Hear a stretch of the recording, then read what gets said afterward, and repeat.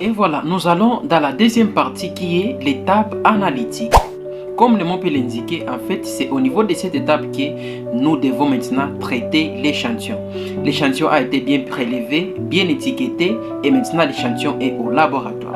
Vous devez vous poser quelques questions. 1.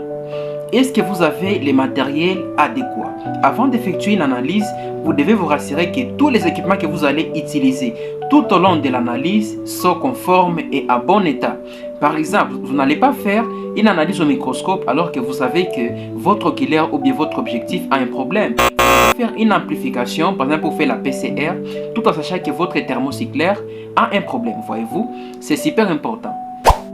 Deuxièmement, vous devez vous rassurer que le main-d'œuvre est qualifié. Quand je parle de main-d'œuvre, je vois la personne qui va effectuer l'analyse. Est-ce que la personne est compétente et capable d'effectuer cette analyse?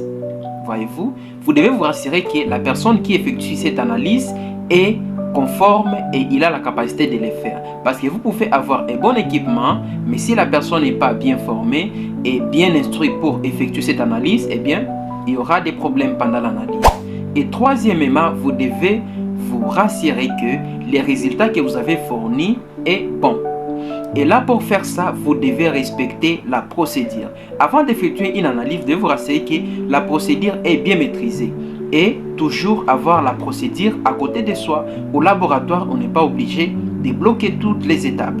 Même si vous connaissez tout comment ça se passe, vous devez toujours avoir une procédure opérationnelle standard à côté de vous pour vous rassurer que ce que vous faites, c'est exactement ce qu'il faut.